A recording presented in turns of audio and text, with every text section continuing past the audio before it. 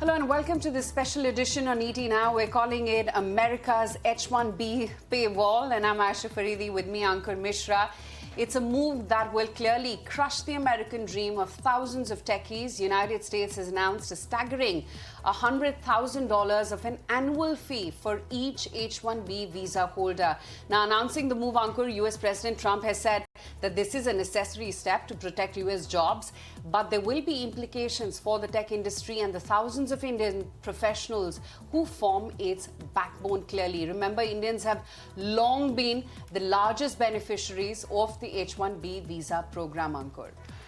Definitely, and in 2024 alone, Indians comprised about 70% of all H-1B visa applications. Now, with $100,000 tag, US has effectively had it unaffordable for companies to hire offshore workers. For context, median salary of H-1B visa holders is around $118,000 annually, but the new $100,000 fee represents nearly entire annual salary for many mid-level and entry-level workers.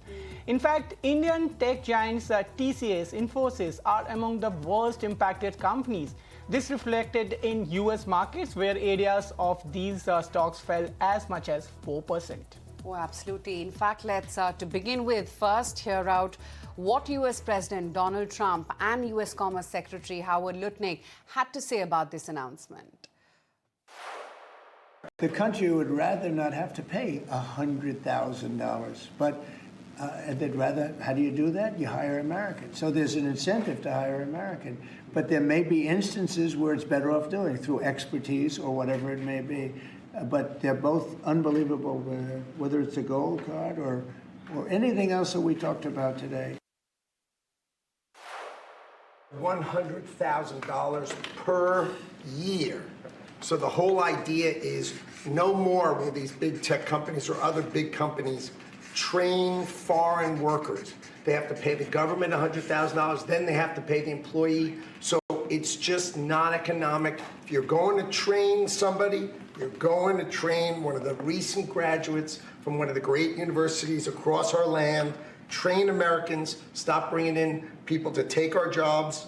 That's the policy here, $100,000 a year for H-1B visas, and all of the big companies are on board. We've spoken to them about the gold card. They love us. Okay, let's try and analyze this entire news as to what does it really mean, what we know so far, what would it mean for Indian workers in the United States, and of course companies that are sending those workers to their US offices. We've got Sumita Karir, Snehi Shah standing by to try and gauge the impact of this move. But Sumita, let me come to you first. A shocker clearly from Trump. What is the likely motive behind this? That's right. Government sources are suggesting that an immediate impact is likely. The government, meanwhile, is still assessing the impact and studying what it might entail. And it is also studying as to how companies will adapt to it, given the fact that Indians currently make up about 71% of the new H-1B visa beneficiaries. So this fee would definitely hit Indian professionals hardest, followed by China. Now, as far as some numbers on this front are concerned, well, India got 191,000 H-1B visas, according to reports in FY 2023, and that number rose in FY 2024. In fact, as of now, 72 to 73% of all H-1B visas are issued to Indians, have been issued to Indians in recent years. How are companies grappling with it? Well, reportedly, Microsoft has advised its H-1B and H-4 visa employees to return to the United States immediately ahead of the September 21 deadline that's been announced by Donald Trump after he imposed this annual fee of $1 lakh on this H-1B program. Let me also go across to Snehi now to break down the numbers and give a sense of how many employees that global tech majors have hired out of India. Snehi? Well, yes, let's take a look at what has happened for some context setting, like Sumita was also just explaining. You have his White House that has come out with a statement saying share of IT workers in the H-1B program grew from 32% in FY 2003 to an average of 65% in the last 5 fiscal years, that is. Reports are also indicating that many American tech companies have laid off their qualified and highly skilled American workers and simultaneously hired a lot of H-1B workers in their place. So this is the main concern coming in from the White House, wherein they're afraid that a lot of Americans are being let go of jobs, and in fact H-1B workers from all across the world are being hired in their place. So to combat this, Trump has signed a proclamation imposing a $1 million fee for H-1B visa applicants, and this fee is to ensure that only very highly skilled and highly valuable individuals are retained in companies. Now let's take a look at some numbers. In 2024, Reuters says that India was the largest beneficiary of H-1B visas, wherein India accounted for 71% of the total approved H-1B visas in all over USA, and China was a far second, coming in at just 11.7%. So let's take a look at what the impact could be on some of these Indian companies that are operating there. First up, before we talk about that, let's take a look. US are Amazon, 10,044 beneficiaries, and TCS, which is your Indian company, comes at number 2 at 5,505, followed by Microsoft, Meta Platforms, and Apple. Now shifting focus to only the Indian companies, TCS tops that list at 5,505 beneficiaries in the US, followed by Infosys at 2,004, LTI Mindtree, HCL Tech, and Wipro anywhere between 1,500 and Right. Sumita, Snehi, both of you, thank you for really taking us through that 360-degree picture on what really is at stake. And, you know, a lot of big questions now which arise. Can American firms really survive without Indian engineers? Who builds America's tech if not Indians? And can this really be the trigger for reverse brain drain, perhaps, from India? And will this finally make India retain talent or not? Higher costs, lower margins for Indian IT? Is that the scenario that we are headed in for an already underperforming market sector? And will Indian companies then increase on-site hiring as well? Will US companies speed up GCC capabilities in India? And perhaps a silver lining for Indian IT, is that something that we're looking at out of this H-1B setback? Let's try and analyze the entire picture. We've got Neeti Sharma, CEO of Team Lee's Digital IT Staffing, joining in on the show, and also an IT veteran, CP Gurnani, here to talk about exactly that. But Neeti, hi, afternoon. Thanks so much for your time. If I could first start off with you, how is it that you anticipate this new $100,000 of H-1B application fee, which is going to be effective from 21st itself with immediate effect? How is it going to really impact cost structures and profitability of Indian IT companies and their US operations based on your own client data? Yeah, hi. Thank you for having me here today. The $100,000 annual fee is actually going to make it completely unviable for all the Indian IT services companies to even send any additional people into the US. So how would that make a difference today, right? The ones who are already working, their renewals will become a challenge.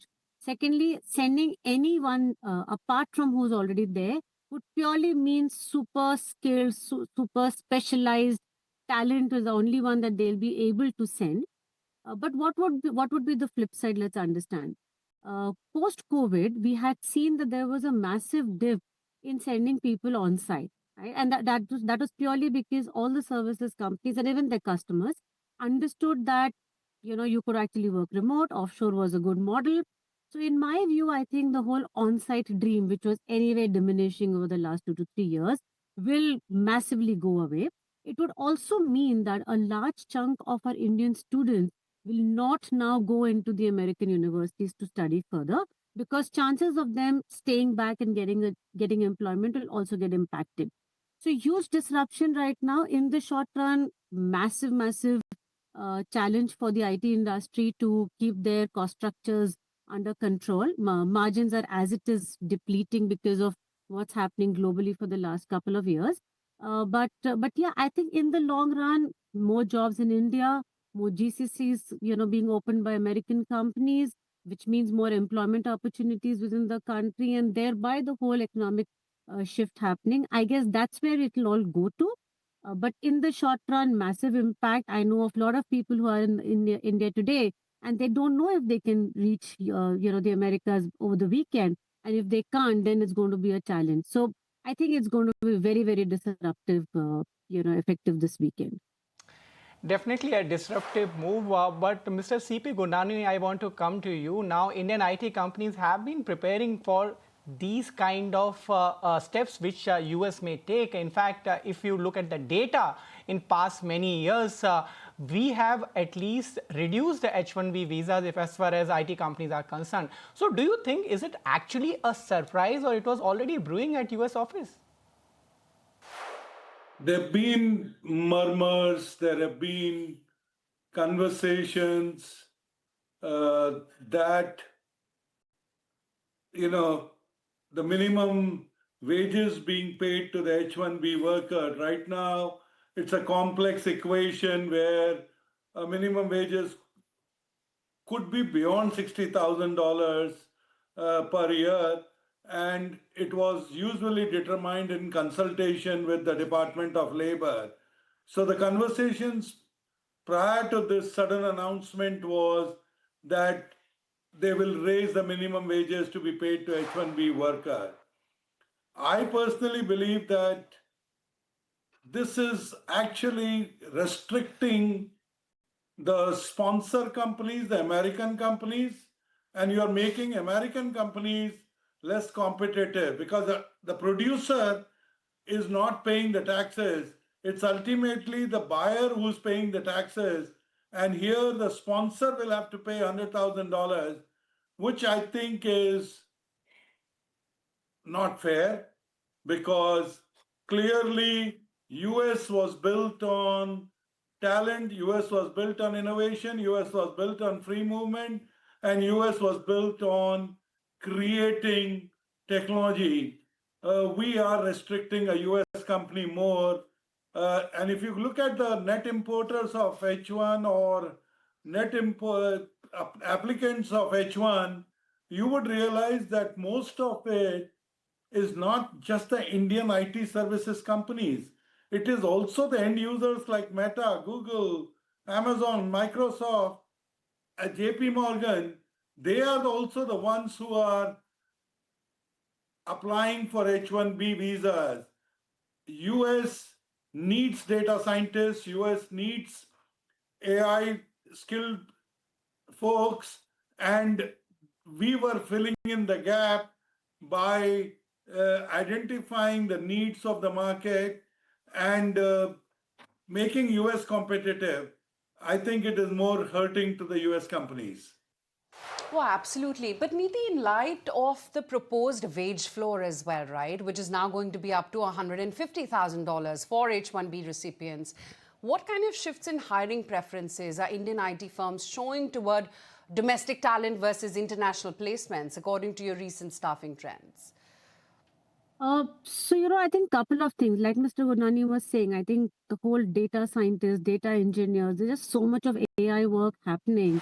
And while Indian engineers were doing a lot of coding, I think most of it had shifted into India. The on-site work with the end, user companies or even the services companies was more to do with innovation, research, a lot of high value work that was actually getting done, which was with the junior engineers, the senior software engineers. And today, if we have to pay $100,000 as fee annually, I think the whole junior engineers, senior software engineers will go away completely. Like he said, I think the American companies still do need a lot of talent, which stems from the basic understanding of how the whole technology space works. For the US organizations to build their own talent, hire fresh graduates, train them, it's going to take a while. I don't understand, how they'll be able to manage the whole work. But if you just look at from an Indian perspective, short run impact, I guess skills are shifting even in India. Today, no one is looking at just bringing in a software coder. We're bringing in people who can actually do a lot of prompt engineering, work on AI and ML coding, which is where the global demand is going. So, in my view, I think the skill sets are clearly shifting. We are not just depending on software coding, where Indian skill sets are coming in. I mean, to give the other side, in India, the 1900 GCCs, about 60-70% of them are tech GCCs, and all of them are doing extremely high value work in terms of technology, research, and innovation for the American companies. So yeah, I guess skill sets are clearly shifting. The demand is moving differently, and I think even our software engineers will pivot to the new skill sets. And Mr. Kunani, that's exactly the point. While, of course, the hit is going to be on the Google and Metas and JP Morgans of the world, like you rightly highlighted. But let's talk about how Indian companies are going to really cope with this.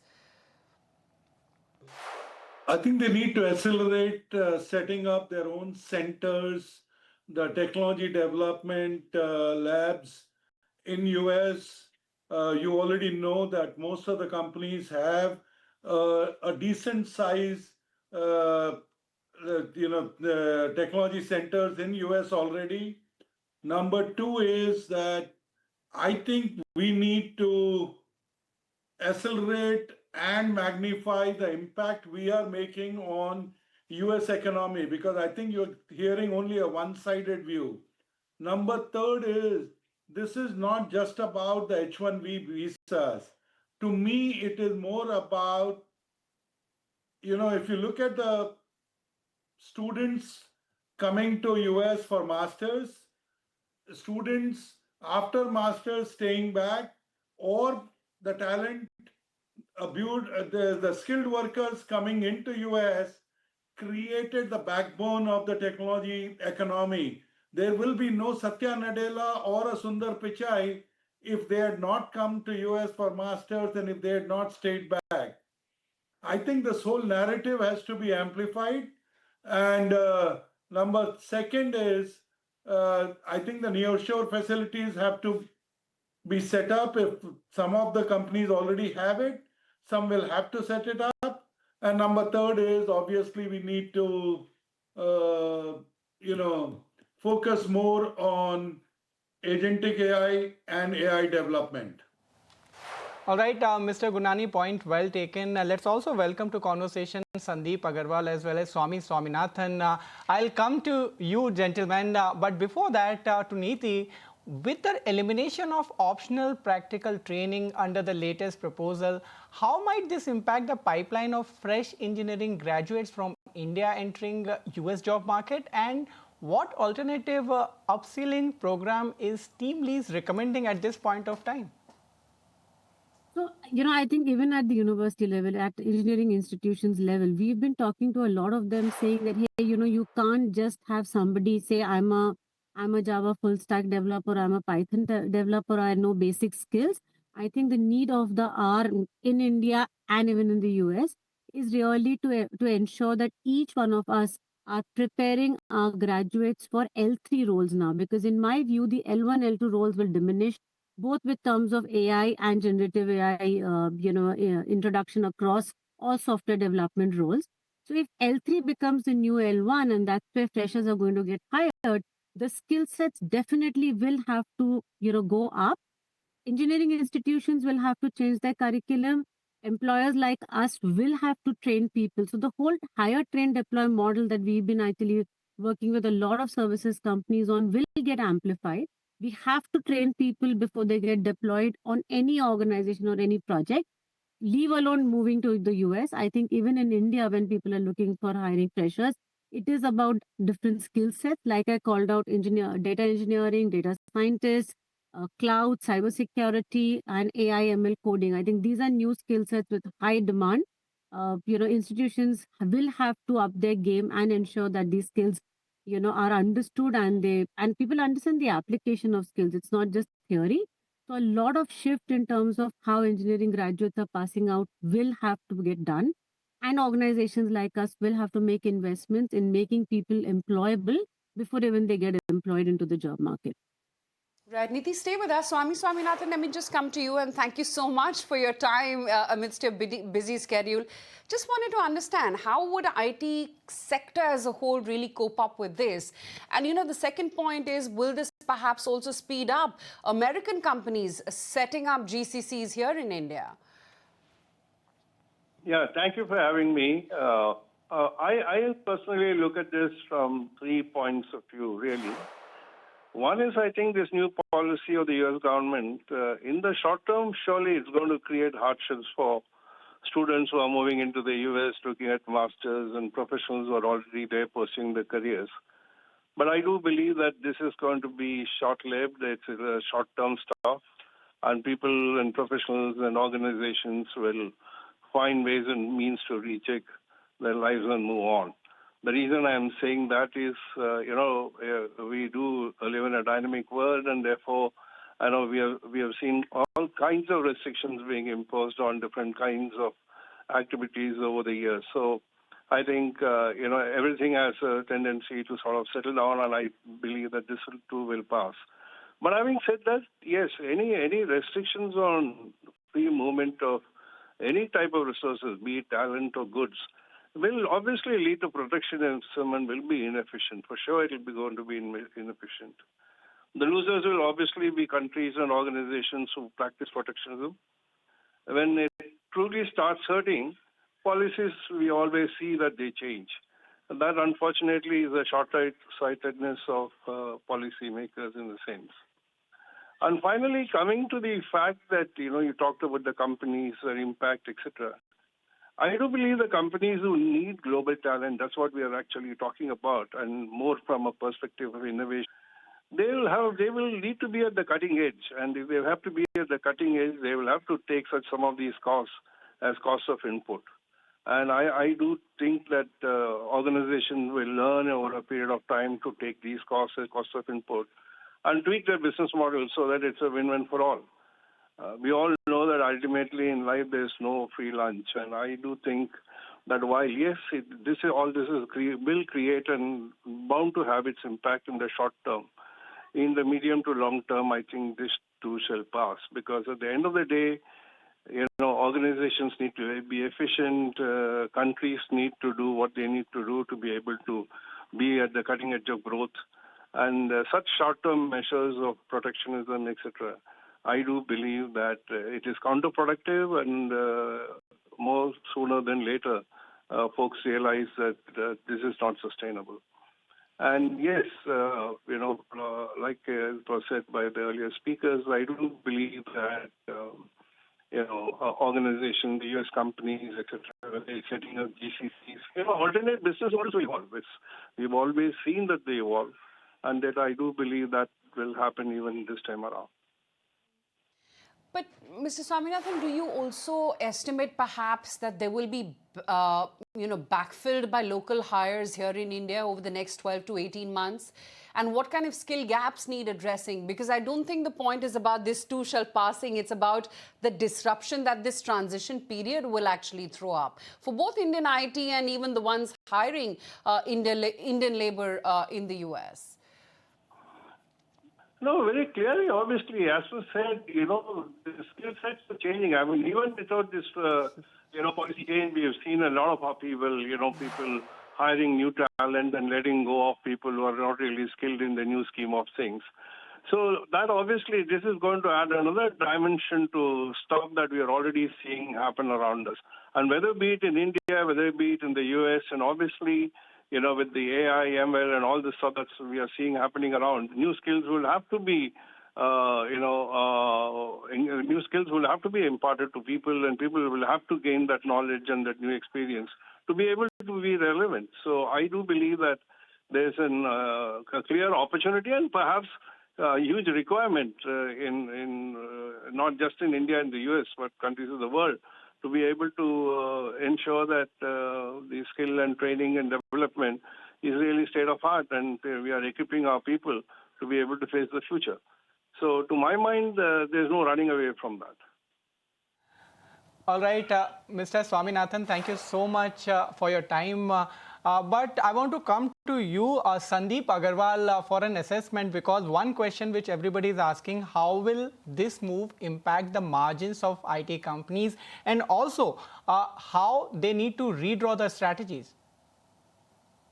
Yeah, so good afternoon and thanks for having me on the show. So in terms of numbers, if you see broad numbers, the top 5 has $80 billion of revenues, and the EBIT margin, give or take, is 19-20%. So 16 billion, and assuming that whatever is shown, $100,000 additional cost per visa, and if we multiply that by the number of visas which were issued last time, it means that there will be a 1.6 billion impact on 20 billion of EBIT, of 16 billion of EBIT. So it is around 10%. But I think I think this is a very positive move in the long run, because post-COVID we have seen and the world has seen that every execution can be done from India.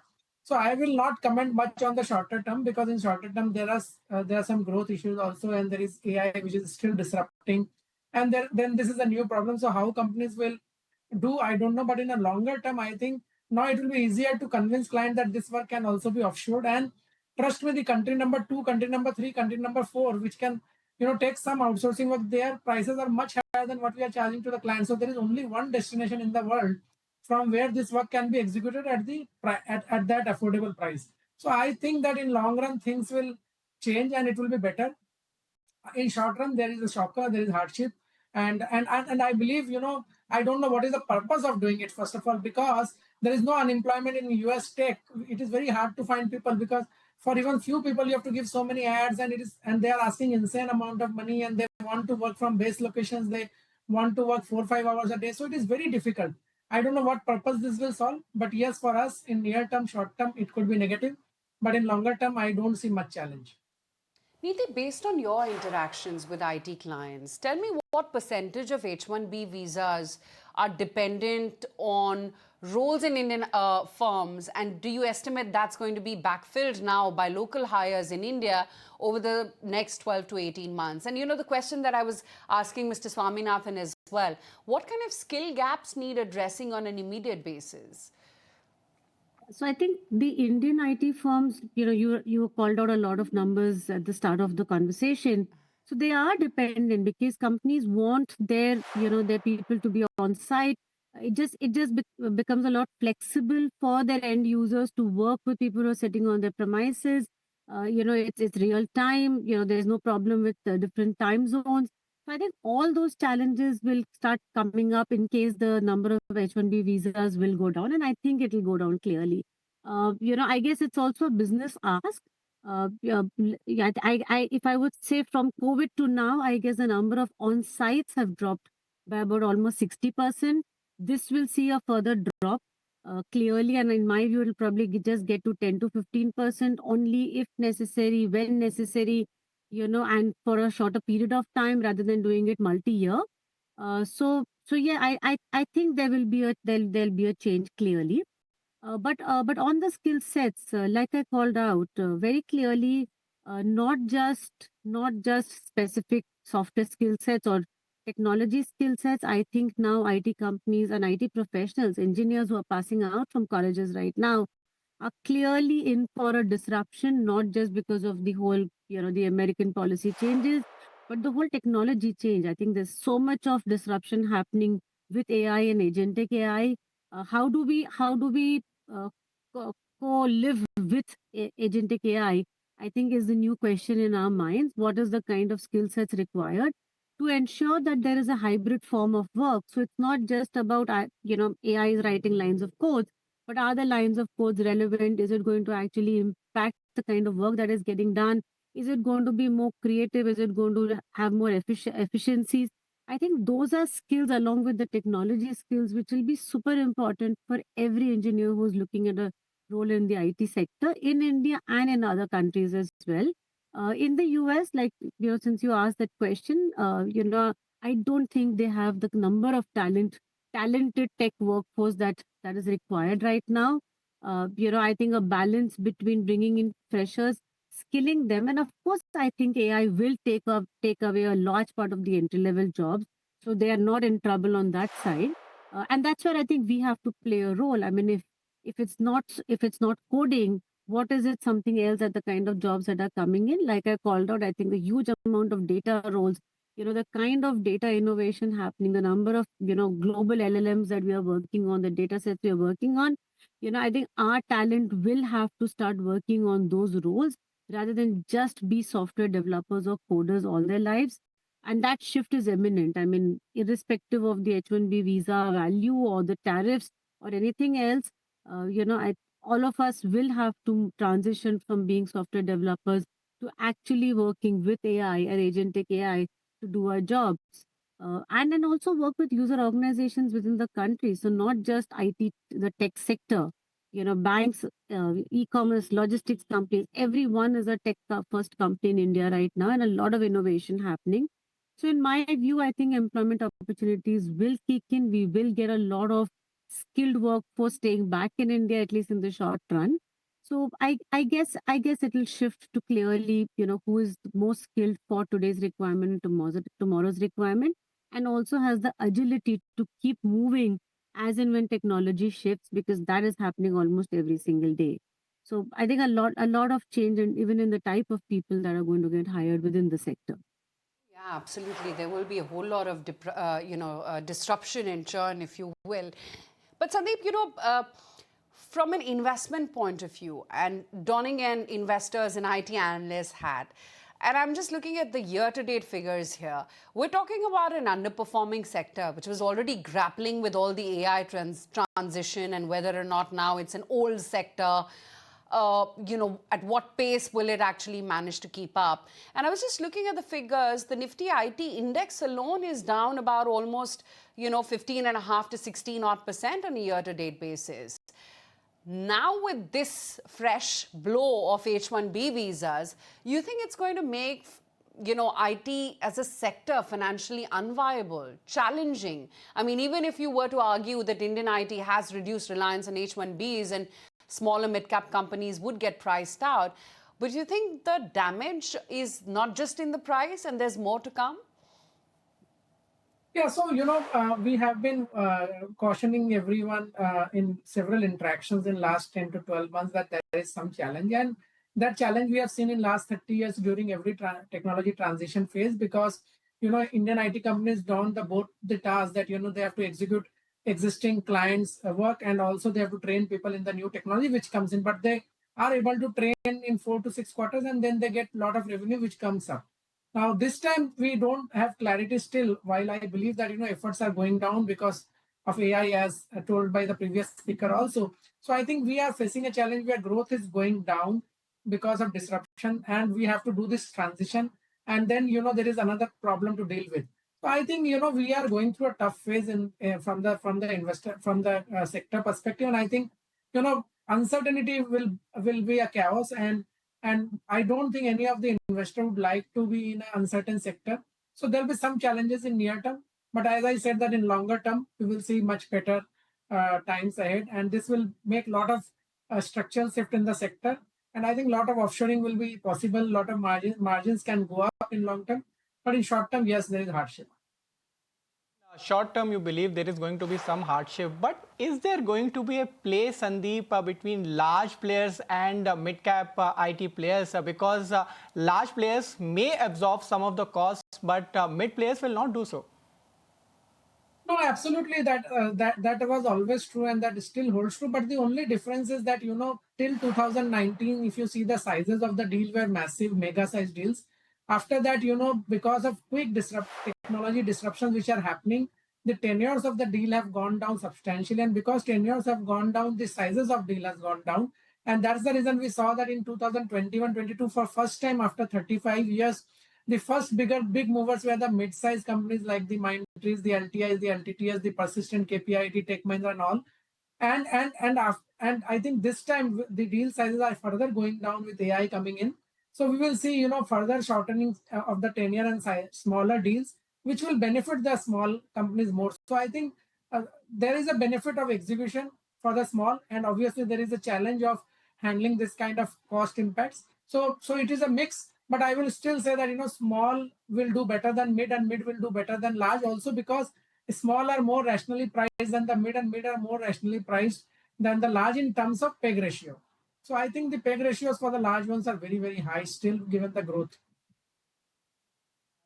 Okay.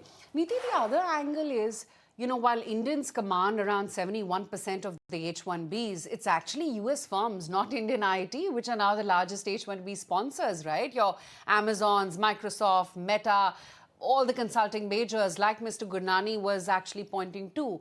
What's the option at hand for them? Not much, honestly. Either they bear the cost or they bring the jobs back into India. So all the people who are in the US with H-1B, they move back to India and continue work because the talent that they had hired was for specific skill sets. US does not have that volume of tech skill sets right now. I mean, with all the schemes that they're driving, it will take a while to even bring in fresh graduates or even otherwise or lateral people to take up these jobs at the rates that Indians are getting right now. So even though with an H-1B visa, people working in the US, an Indian engineer was still getting at least 30 to 40% lower than an American engineer. So one is the volume and the talent, and the other is the price point. So if the American companies have to continue what they're doing, they have no choice but to absorb the cost. And if they absorb the cost, they have no choice but to transfer the cost to their end customers, which would mean that it's going to have a huge impact in their local economies as well. So I really don't see, in the short run, how they will actually manage if they send or if all the H-1B, visa folks come back to India. It's going to be very difficult for them. Right. Sandeep, I want to come to you. One important and pertinent question here becomes the FII money flowing into Indian IT sector. After this structural headwind, and you're mentioning that long term, there is going to be beneficial for IT industry. How will FIIs look at this story? No, so we have seen a tendency of FIs are actually pulling out of the sector also for quite some time now because growth has fallen and stocks have been.